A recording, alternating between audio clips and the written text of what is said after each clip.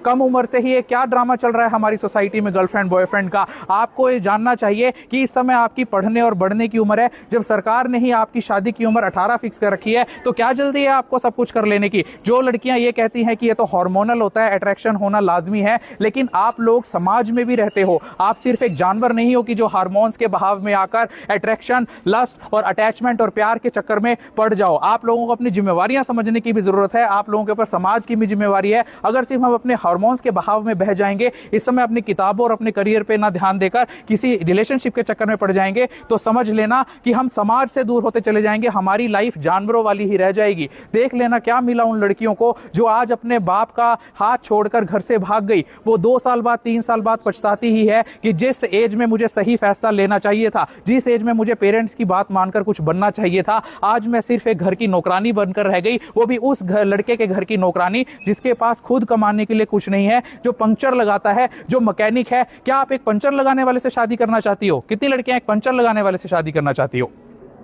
Because you deserve better. आपको अभी अभी टारगेट होना चाहिए सिर्फ अपनी पढ़ाई पर ध्यान देना, और जब कुछ बन जाओगे अच्छा मैच आपके पास खुद चलकर आएगा। अदरवाइज आप सारी उम्र ऐसे ही धक्के खाती रह जाओगी। जिन्हें आज आप देख रहे हैं शराब के नशे में लड़कियां निर्वस्त्र होकर नंगी होकर गाड़ियों में घूम रही है, बाइकों में घूम रही हैं। क्या इस दिन के लिए हमारे देश ने यह सपना संजोया था? जो लड़कियां भी आज नशा करते हुए देख रही हैं दूसरी लड़कियों को, तुरंत उन्हें सतर्क करो कि बीड़ी नहीं पीनी है, सिगरेट नहीं पीना है, शराब नहीं पीनी है। क्योंकि ये बीड़ी, सिगरेट, शराब ना केवल आपके शरीर को खत्म कर रहे हैं, आपकी ओवरीज के एक्स को डिस्ट्रॉय करके आपको बांझ बना रहे हैं, बल्कि आपके समाज में भी आपकी रेपुटेशन और वैल्यू कम कर रहे हैं। आप सड़कों पर उतरकर प्रोटेस्ट के नाम पर गंदी गंदी गालियां जेनजी दे रहा है। प्रोटेस्ट तो हमारे देश में उस समय भी हुए थे जब हमारा देश गुलाम था, अंग्रेजों का गुलाम था। क्या भगत सिंह के मुंह से आपने कभी गाली सुनी?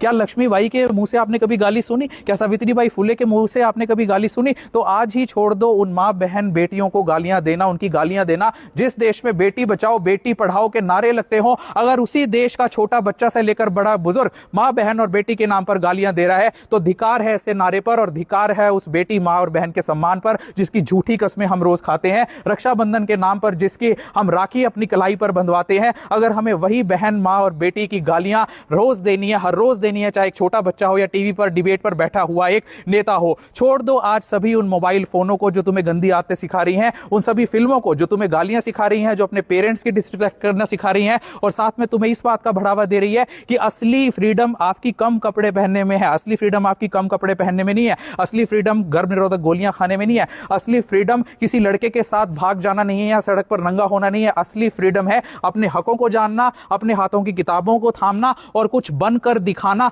तब सही मायने में आपको दी हुई फ्रीडम और